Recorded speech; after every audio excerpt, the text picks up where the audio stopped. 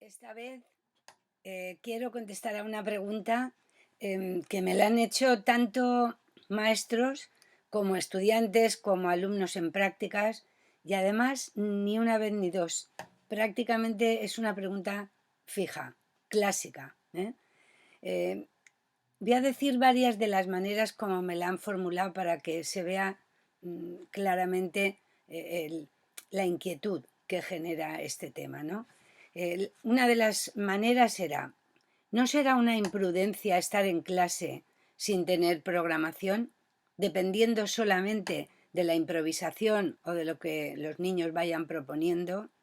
Otras me lo han dicho como, pero ¿cubriríamos así los objetivos del currículum? Esta es muy habitual, ¿no? Otras veces me preguntaban cómo es posible, a partir de una situación, de un conflicto o de una simple pregunta, seguir ese hilo que los niños plantean para que se haga un trabajo, un aprendizaje, un proyecto, ¿no?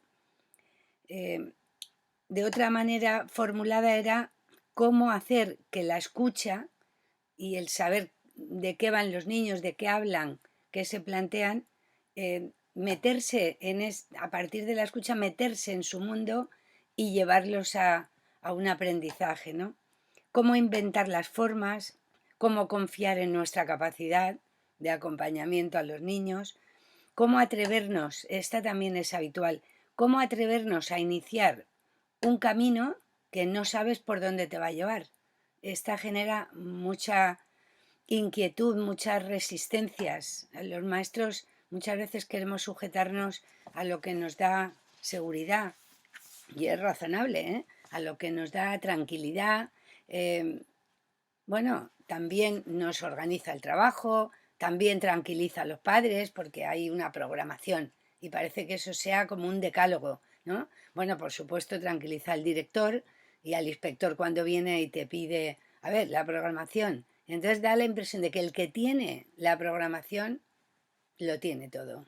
Tiene el saber, tiene la clase organizada, aunque luego después nos aclare con los niños y aunque luego después le falte mucho aún para formarse, etcétera. Pero sí, la programación, digamos, tiene más prestigio que la no programación, que no quiere decir ir a lo loco, para nada quiere decir eso. Sin embargo, es el miedo que hay detrás, es como la amenaza, ¿no? Si no haces lo estipulado, que seguirás así todo el currículum, que todo el mundo estará contento, que tú también, que mal. Si no haces eso, mal. Si te esperas a ver qué pasa, de qué hablan, de qué discuten para meterte en eso, ¿eso es aprendizaje o eso qué es? ¿Eso es broma? O sea, lo dicen de esta manera y realmente hay detrás todo un trabajo que se ha hecho en la formación de maestros, que lo que se quiere es que adquieran competencias, ¿eh? Y entonces que se insiste sobre todo en lo que está escrito, en lo que esté preparado, en lo que esté estudiadito, ¿eh?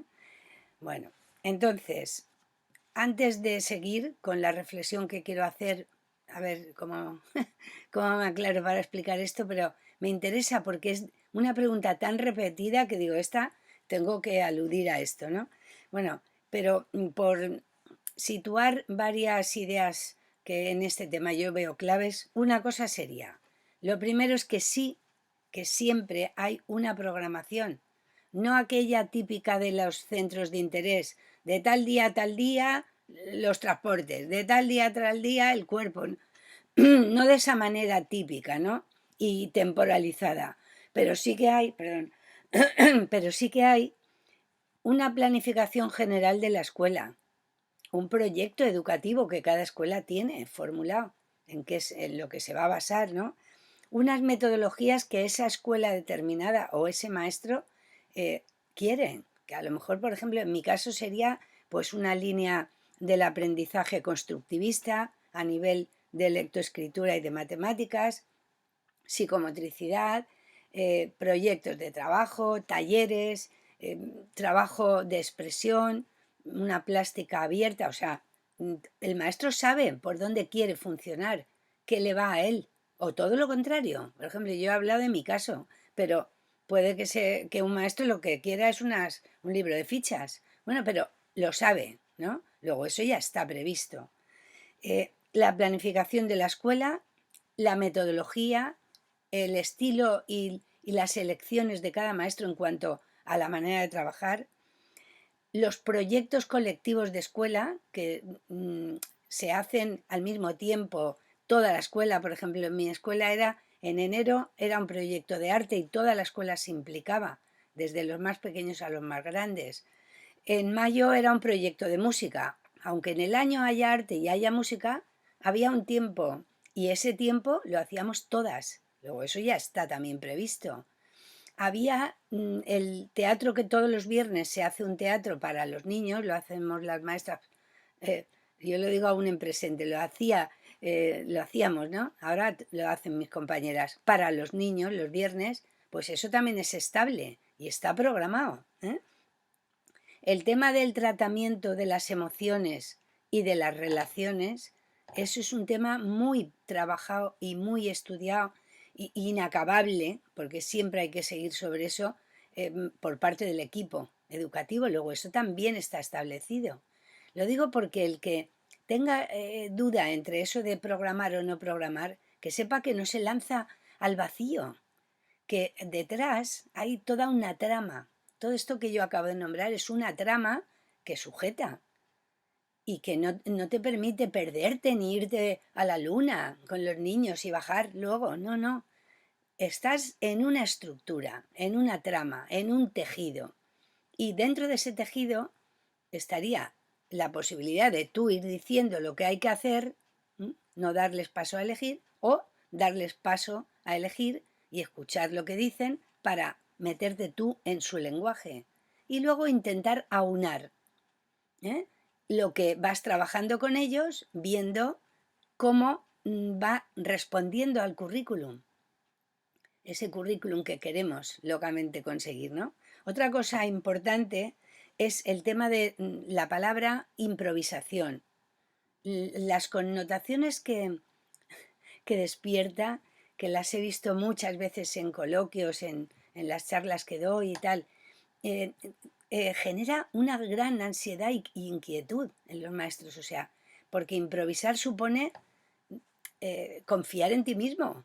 Podrás, en ese momento que se te ocurra algo, podrás hacerlo. Cuando un niño viene con una cosa peregrina, divergente, y de pronto, ¿qué haces tú con eso? ¿Haces algo? ¿Podrás o no podrás? La primera cosa, nunca se va vacío. Siempre vas contigo mismo y con tu saber y con tu experiencia y con tu formación.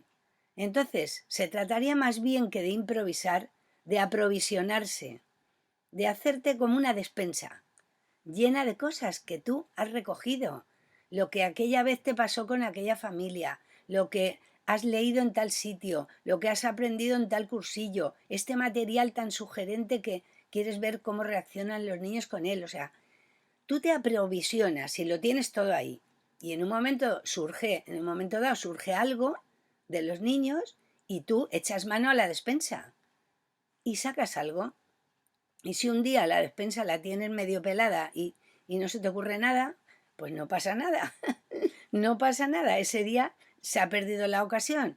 Pero normalmente ni siquiera se llega a eso. Si pierdes el miedo, algo sale para responder a lo que está pasando, ¿no? Bueno, yo quería comentar esto porque me da la sensación de que en principio hay que situarse. Como ese gran miedo a caer solo y sin nada y solo la propuesta de los niños no es tan real. Siempre hay algo, siempre hay una manera que tú has elegido ya de estar en la escuela y de proponer las normas, el material, la manera de organizarse en la clase. Todo eso ya lo tienes. No porque surja un tema de la conversación de los niños, de pronto te vas a otro territorio donde no hay nada. Es un páramo. Pues no, no. Entonces, que hay más miedo detrás de esta pregunta que otra cosa. Más miedo que intentar cumplir el currículum, que también es como otra especie de peso que hay ahí. Cuando el currículum de educación infantil se cumple, si tú escuchas lo que ellos dicen y los vas acompañando. Se cumple tan sobradamente que en una ocasión, cuando empezamos a hacer proyectos hace muchos años, no sé si 30 y tantos, resulta que como teníamos miedo, ese mismo miedo lo conozco muy bien porque lo he tenido, ¿no? ¿Qué hicimos los maestros de mi escuela? Cada nivel hicimos como unos cuadros que eran de un tamaño así, con un papel doble folio, porque si no nos cabía y no había ordenadores aún a nuestra mano. Entonces, íbamos situando los centros de interés que íbamos a trabajar, sí, con programación, y luego las áreas principales que requerían secuenciación. ¿Y qué hacíamos? Del currículum nos copiábamos ahí los objetivos que había que trabajar, como que los repartíamos. Luego estábamos tranquilos que con esa programación y ese reparto de objetivos se iba a trabajar todo. Entonces, cuando conservamos esos cuadros, precisamente para cuando nos lanzamos a trabajar en proyectos, constatar y comprobar qué es lo que se trabajaba, qué objetivos se estaban tocando y si realmente estábamos respondiendo al currículum o no, para quitarnos el miedo ese a que les quedaran lagunas, esas de vacío y todo aquello, ¿no? Bueno, pues lo que vimos era una cosa increíble, o sea, se tocaban los objetivos previstos muchas veces, repetidas veces. Si tú, por ejemplo, tenías que trabajar, estoy pensando en un ejemplo concreto, surgió a principio de curso una discusión entre dos niños sobre si las serpientes tiraban veneno por los dientes, decía uno, y otro decía que por la lengua, ¿no?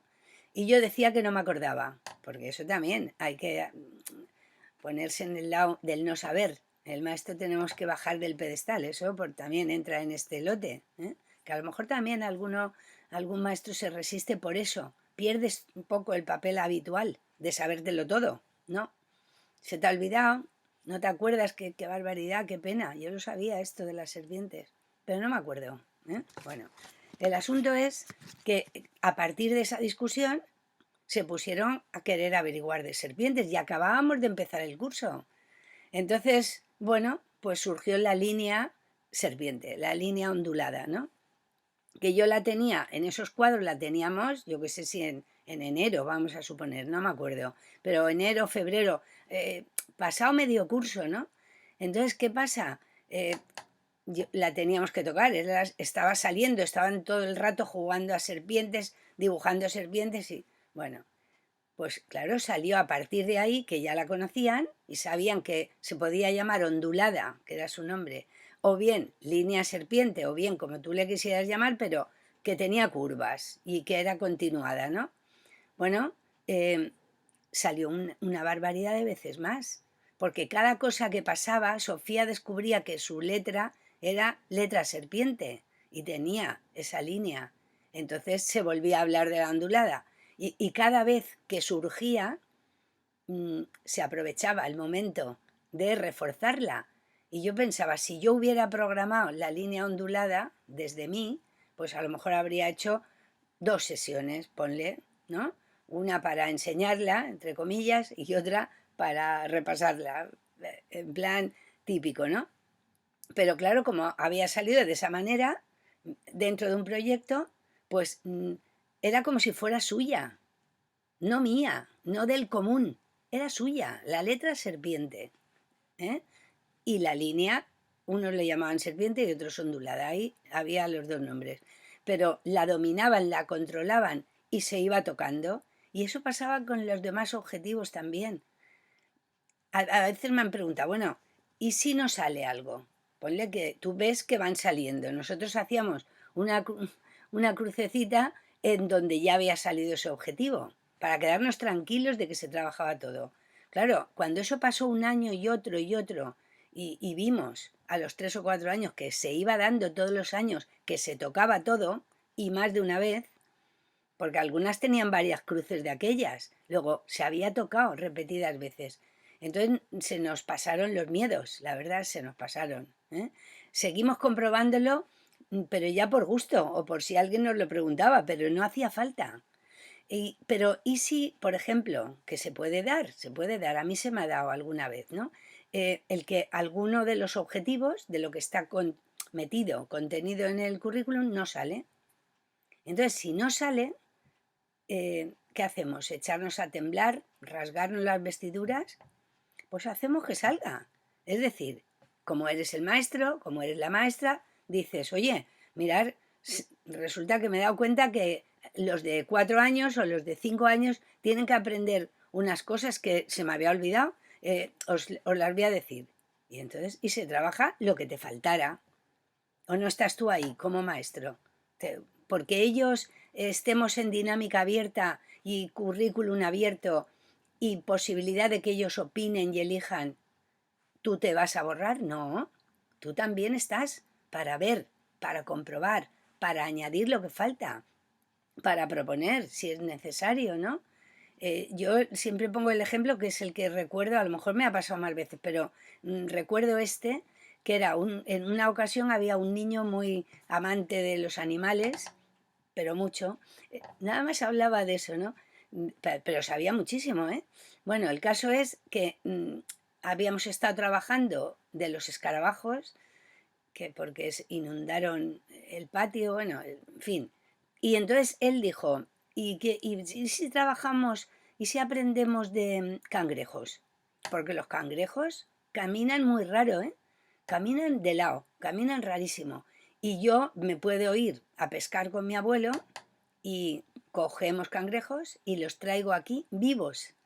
Cuando dijo vivos, ¡ting! Todo el mundo se puso movilizado y bueno, y las manos ya se les levantaban para botar a los cangrejos, o sea, y efectivamente trajo los cangrejos, aprendimos de cangrejos, bueno, no me da ganas de contar lo de la sopa de cangrejos que querían hacer y tenían una discusión, no podemos comernos esa sopa porque los conocemos, a los cangrejos los conocemos, no podemos matarlos. Bueno, todo lo que se derivó de ahí fue precioso el trabajo, pero ya Miguel estaba pensándose en otro animal y yo entonces ya me paré y dije, a ver, si vamos a estar de animal en animal, por ejemplo, el tema del cuerpo que ha de tocarse, no solo porque lo mande el currículum, entre comillas, sino porque es preciso, porque el cuerpo lo han de conocer poco a poco, cada año un poco más. El cuerpo es una cosa importantísima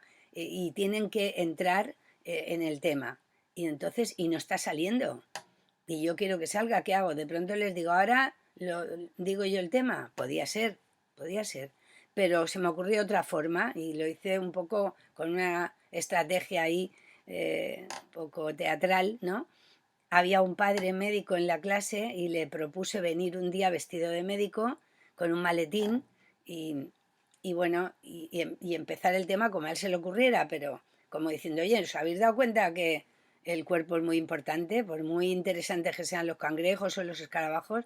Entonces, y hablar del cuerpo, empezar él, y luego ya nosotros seguíamos el tema.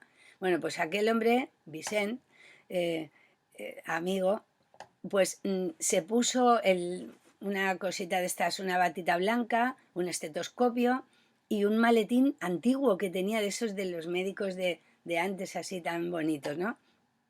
Llamó a la puerta de la clase un buen día y dice, soy médico, ¿alguien necesita algo de mí? Y le dijo así con una voz potente ahí, que se quedaron los chiquillos así como impactados. No te digo nada la cara que puso su hija de ver al padre allí ofreciéndose de médico. Y entonces de pronto un niño fue y dice, sí, yo sí, porque ayer me salió aquí un grano y mi madre dice que no sabe lo que es y tal.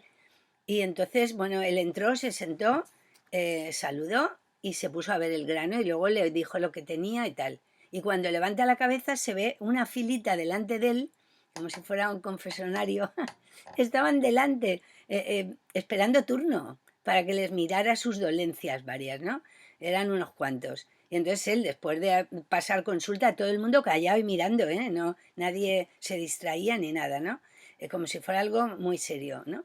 Y entonces cuando él terminó, explicó, mira, tú has venido por esto y mira qué importante es la piel, porque no sé qué, porque nos tapa el cuerpo, el otro, y iba diciendo a partir de lo que ellos habían presentado como enfermedades, ¿no? O dolencias, iba presentando cosas del cuerpo y ya se puso a hablar y a partir de ahí estuvimos un tiempo, no me acuerdo cuánto, trabajando sobre el cuerpo. Entonces lo digo porque nosotros estamos en clase, nosotros llevamos la clase. Que los niños opinen no significa que nosotros nos retiremos, sino que nos ponemos más, en vez de delante, marimandoneando, nos ponemos de lado, quizá, a veces detrás, a veces al lado, y estamos alerta a lo que ellos van proponiendo, van diciendo, van discutiendo, para que eso se convierta en un saber, partiendo de sus realidades, de sus juegos o de sus como intereses, ¿no? Bueno, yo, dichas estas cosas que eran como previas, yo quería hacer como una reflexión que tenía que ver con la actitud. Las, hay muchas actitudes de un maestro delante de la clase, ¿no? Al estar en clase, quiero decir. Pero he cogido tres como a lo mejor más representativas para la idea que quiero comentaros. Una primera actitud sería la de obediencia, ¿eh? Una actitud de sumisión, aunque suene mal, pero a veces es así, así de sumisa se pone una maestra cuando exclusivamente quiere hacer caso, caso al currículum, caso a lo que diga el inspector, caso a la ley de educación, caso a quien sea, que alguien me diga por favor lo que tengo que hacer y yo lo haré. Y eso le evita enfrentarse a su propio pensamiento, a su propio modelo educativo, a pensar qué necesitan ellos y cómo acercarles el saber, le ahorra faena, pero a cambio ha de estar sumisa, de ser obediente, ¿no? Primera actitud. Otra actitud es la de seguir la costumbre. También es una cierta obediencia, ¿eh? Pero es como, bueno, en esta escuela se acostumbra a hacer esto, pues yo lo hago, ¿eh? Es como hacer caso también, pero bueno, la costumbre y el estereotipo, lo típico, lo que hace todo el mundo, o más bien sería lo tópico, pero bueno, imagínate que libros de fichas, los libros de fichas ya está todo hecho, te dicen lo que tienes que hacer, pues irlo haciendo. Que vas a una escuela que como trabajan es con el método, lo que sea, ¿no? De lectoescritura y las letras, oh, tienen que hacer esto, lo otro. Pues se asimilan, lo aprende y lo hace igual. Y ya está. Tampoco se tiene que enfrentar con su personalidad, su estilo, su deseo, sino es como que es la maestra es mera transmisora, como si le atravesara la costumbre, le atravesaran los libros de fichas o los mandatos varios, en el caso primero de la obediencia, ¿no? Y luego habría otra actitud, que es una actitud más creativa, que incluye ser poroso, maleable, flexible, escuchar y poderlo aplicar. Una actitud creativa, divergente, que permita las cosas que surgen y se anime y se atreva a cazarlas, porque esas son muy útiles, porque tienen vida, tienen la vida de ellos. Y resulta que ellos están en la escuela y los protagonistas son ellos. Siempre lo estamos diciendo, pero luego no les damos paso. A hablar, poco. A elegir, poco también, en muchas ocasiones. Entonces, a veces hay contradicciones con esto, ¿no? Bueno, desde luego la de obediencia y la de seguir la costumbre o el estereotipo son posturas cerradas, yo así las veo, ¿no? Y la tercera, yo la veo una postura abierta, mucho más cercana a los niños y mucho más sencilla por la fluidez que lleva consigo. Si tú eres capaz de con algo que está pasando, que eso les lleve a luego querer solventarlo, y eso requiere a lo mejor hacer trabajos, escuchar lecturas, aprender. Y ellos están aprendiendo, pero como es de lo que ellos querían y necesitaban, ni lo notan, ni se van a quejar, y al revés, están de lo más lúcido metidos ahí, en el tema. Me viene a la cabeza un niño que, bueno, yo me subí, yo soy bajita, y entonces me subí, como siempre hago, a una mesa, luego a otra mesa pequeña y luego a una sillita, porque si no, no llegaba al techo a colgar en un cáncamo que hay un móvil que quería colgar, ¿no? Bueno, y entonces me puse a hacer como que hablaba, como que pensaba en voz alta. Y fíjate tú, aquí estoy y encima casi que ni llego, desde luego que bajita soy, no sé, espero no caerme, o sea, así como si hablara sola, ¿no? Y entonces, pero ellos estaban todos ahí escuchando, escudriñando a ver qué decía yo. Entonces se metían en ese lenguaje en off que hacía yo, ¿no? Y de pronto dice uno, pues no haberte subido y habérselo dicho al padre de Álvaro, que es el más alto de la clase. Así lo dejó caer, ¿no? Otro dijo otra cosa, dijo que tenía que haber cogido la escalera del jardinero. O sea, ellos van dando, a ver, sus opiniones así en off, igual que yo, como si no estuviéramos opinando, ¿no? Pero de paso yo me da la sensación de que así les invito a pensar, ¿no?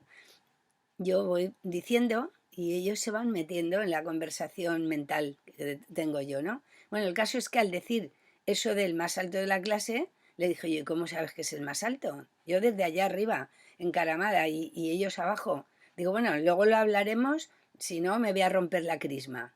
Y entonces alguien pregunta, ¿y dónde está la crisma? Y yo no sabía contestar, de verdad. No es que me hice la olvidadiza, es que no lo sabía.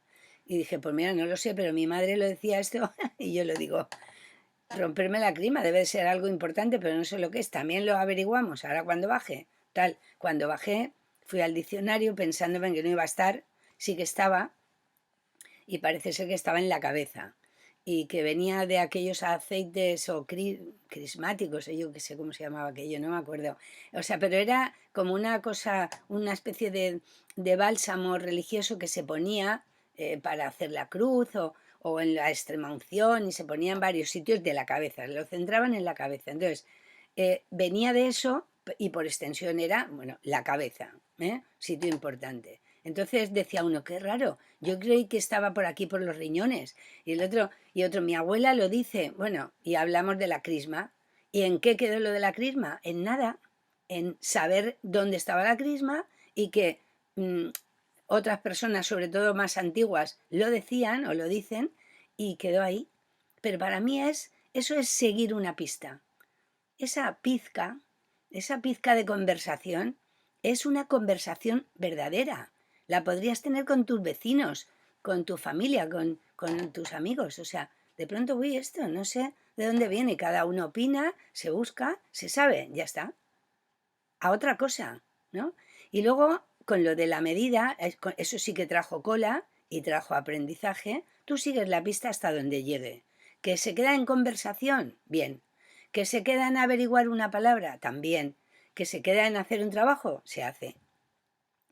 Empiezas y no sabes, como decía una de las preguntas, no sabes lo largo que va a ser, ni qué itinerario vas a llevar, pero sabes que estás con ellos metida en algo. Y de eso se trata. Bueno, aquello otros, en cambio, hizo que se preguntara a los padres qué medían, que se viera cuál ganaba, y para mayor pasme ganó el que había dicho ese niño. Cuando por 1 centímetro lo supo distinguir, la verdad que estuvo interesante, ¿no? Pero claro, ahí aprendieron muchísimo porque teníamos que situar en 1 metro, que dijo una de las nenas, pon 1 metro de 2 metros, ¿no? Entonces tuvimos que poner 1 metro de 2 metros, o sea, ahí en la pared una tira de papel señalando los centímetros, y a cada padre que traían la medida apuntar en un papel, situarlo ahí. Papá de Luis, mamá de Marina, ¿no? En 1,73, 1,84 y así, ellos por la altura iban viendo dónde había más. Más que por los números, que no los conocen a ese nivel, 84, 91, o sea, pero sí por la altura. Se veía claramente, en plan intuitivo, ellos lo veían, ¿no? Y entonces, bueno, y ganó este padre. Las madres protestaron y también dijeron que ellas también querían estar ahí en el metro ese. Y entonces trajeron su medida y se puso. Después los hermanos, hasta había la medida de un bebé, que tenían, no sé si 58 centímetros. Bueno, estaba todo el mundo ahí retratado. Claro, ellos mismos dijeron que ellos también querían estar. Y al final aquello me tocó ampliar para que cupieran las palabras, ¿no?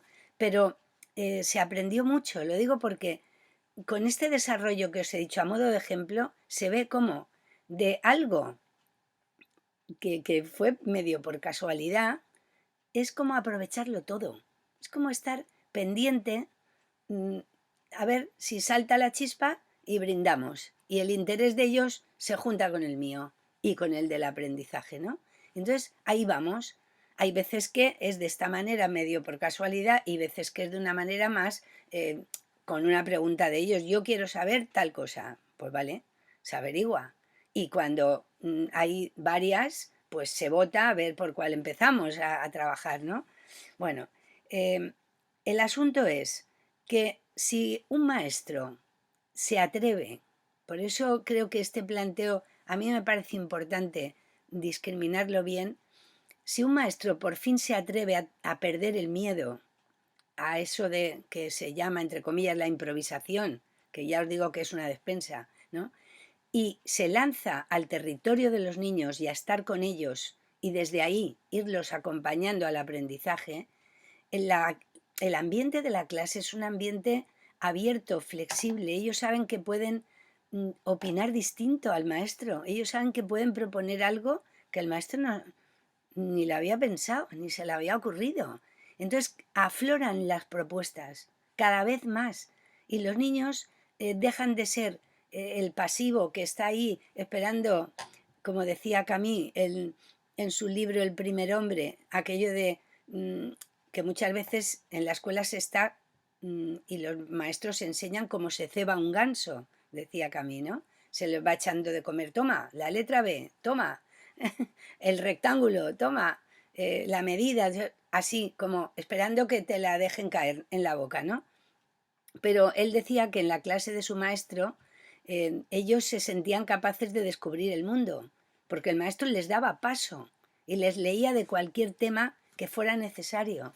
Entonces, ese ambiente es el que a mí me parece rico en la escuela, esa actitud de que el maestro esté a la escucha de lo que pasa, no que esté pasivo y como si fuera bobo y no tuviera nada preparado y vacío de todo, no. El maestro está bien activo, tiene que conocerlos, tiene que poner las normas, tiene que organizar la clase, tiene que hacer un ambiente cálido, tener un espacio rico, materiales, etc. Pero, siempre está con la oreja preparada para escucharlos y a partir de lo suyo llevarlos al aprendizaje, ¿no? Yo muchas veces me he preguntado en las escuelas qué pretendemos los maestros de los niños, qué actitud queremos que ellos cojan, si la cerrada o la abierta.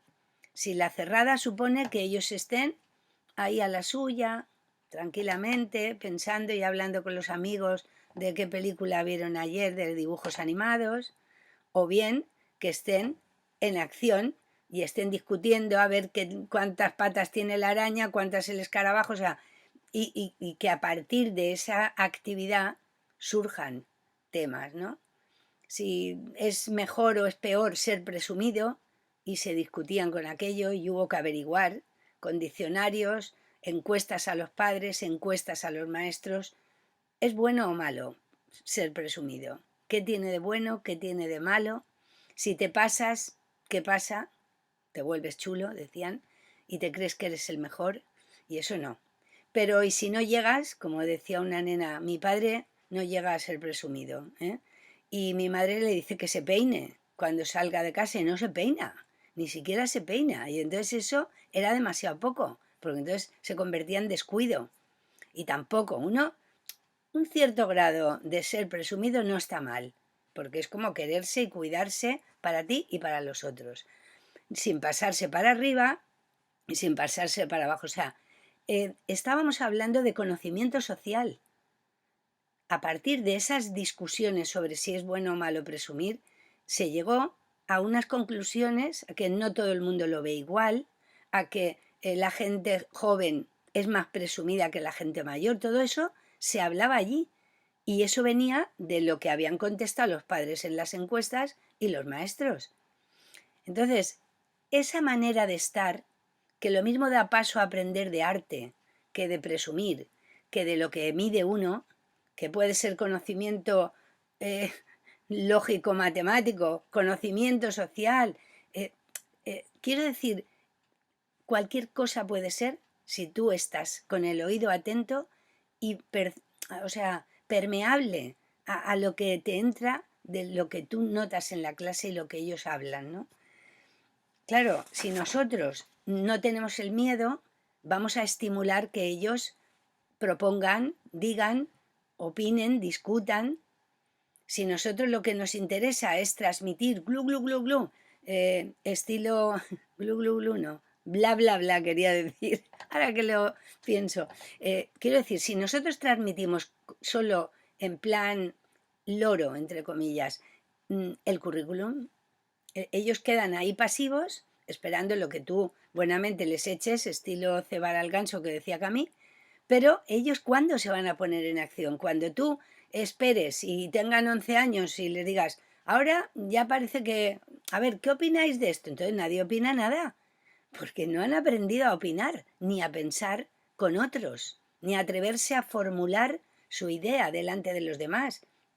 Por si fracasa, no han superado esos miedos cuando son pequeños y opinan abiertamente, y les da igual si los demás lo ven bien o mal. Opinan desde su narcisismo, que en ese momento les corresponde tanto, y opinan desde su buena autoestima. Y se van acostumbrando a opinar y a razonar de los temas. Los que piensan ellos, los que piensan los demás, los que dice la maestra, los que oyen en la televisión. Y entonces todos los temas están en jaque si tú estás abierto. El tema es cuando ya un tema interesa verdaderamente y entonces ponerse a ello y decir, bueno, ¿y de esto qué queréis saber? ¿Y por qué os interesa ese tema? Y entonces empezar como a organizar sus preguntas, cómo contestarlas, qué material traen ellos para que eso se averigüe, qué podemos ver y hacer y meterlo en el horario. Pero lo principal es la actitud. Por eso cuando pensé en esta pregunta, pensé, me lo preguntan para ver cómo organizarse, sí, programando de manera fija o con proyectos de trabajo de una manera más abierta. Pero en realidad lo principal es tú te sientes capaz, quieres iniciar ese camino de desencorsetar, de olvidar el hacer las cosas porque lo manda la ley, el currículum o el director, sino quieres realmente que los niños y tú vayáis juntos a base de vuestra buena relación, vuestro buen vínculo con cada uno de ellos, despertando curiosidades, que ellos ya las tienen despiertas, pero poniéndoles el espacio y el tiempo para que las verbalicen, las pongan en común y eso los ponga a trabajar, los ponga a aprender, ¿no? Entonces yo pienso que más o menos he respondido a lo que quería responder, pero sobre la programación quería decir una última cosa, que es, a principio de curso, cuando yo tomaba un grupo nuevo de 4 años, normalmente tomaba un grupo de 4 años y estaba 4 años y 5 con ellos, generalmente, ¿no? Entonces, tomo un grupo nuevo de 4 años.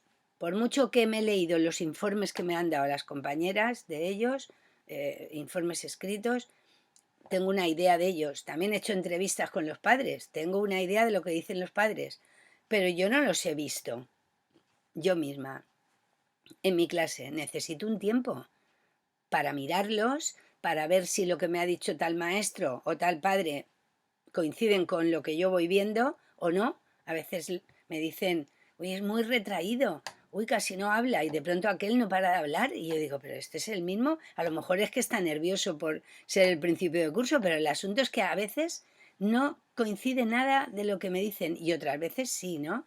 Bueno, pero tengo que hacerme mi opinión, es lo que vengo a decir. Necesito un tiempo para que yo los conozca, para que con cada uno tenga un algo especial, una manera de acercarme, una manera de caernos bien, un vínculo, ¿no? Y ellos me conozcan a mí y sepan que cuando yo empiezo el cuento no quiero que se hable, porque se pierde la emoción del cuento. Y después, cuando se acaba el cuento, vamos a hablar. de lo que hayáis pensado, hayáis sentido, de lo que queráis, ¿no? Pero en el cuento no quiero, ¿eh? Lo veo así yo. Esté bien o mal, quiero decir, eso es igual. Me refiero a que ellos han de saber de mí, de mis costumbres, manías, manera de ser, y tenemos que hacernos. Entonces, ¿qué hago? Cojo una programación que yo me hago para principio de curso. Es una programación ya enfocada a conocernos, a conocerlos yo a ellos sobre todo, pero a conocernos, a que se haga grupo, a que haya un clima agradable en la clase, a que sientan que pueden expresar lo que sea, o dibujando, o bailando, o hablando, o haciendo teatro, o sea, a que disfruten en la clase, ¿no? Entonces, mientras tanto que eso se hace, pues yo tengo unos cuantos temas organizados.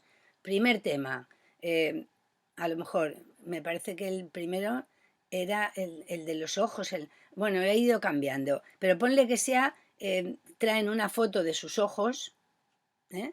Que le pido a los padres previamente, y se ponen allí los ojos de todos y juegan a averiguar de quién es, ¿no? De quién son esos ojos, ¿no?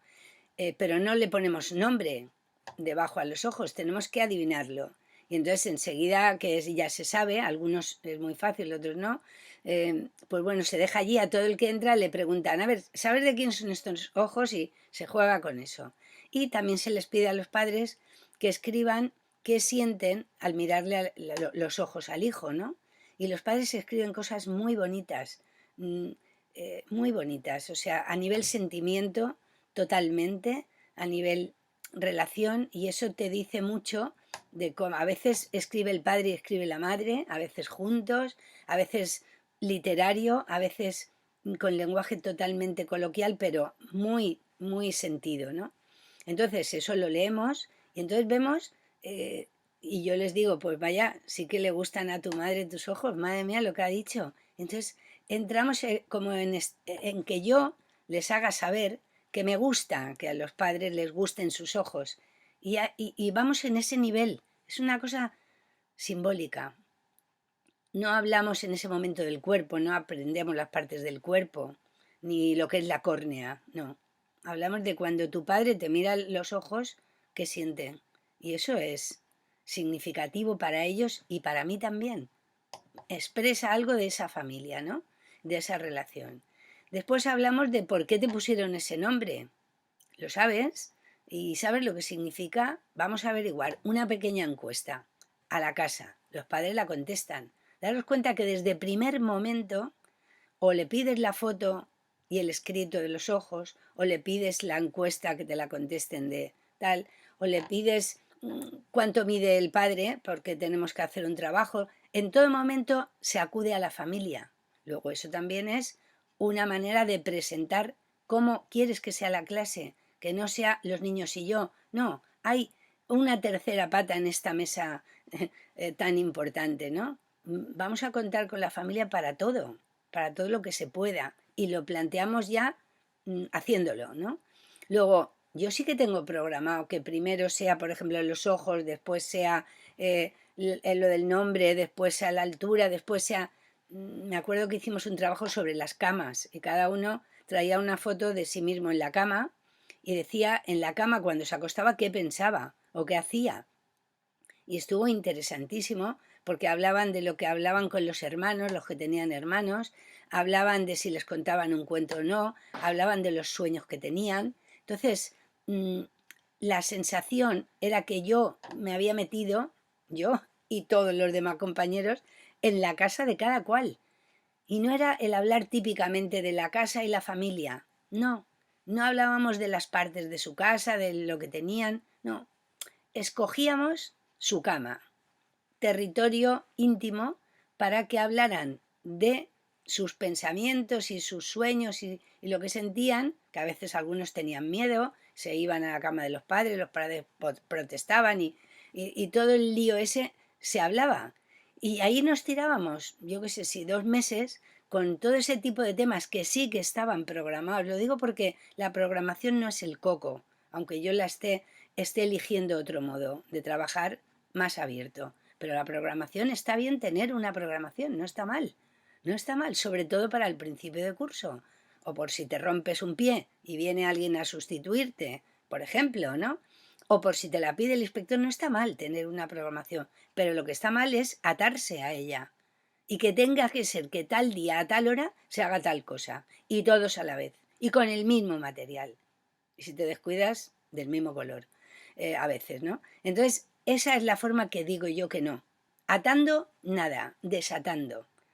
Y ya lo voy a dejar porque creo que queda claro, pero me entusiasmo y, en fin, perdonadme los excesos.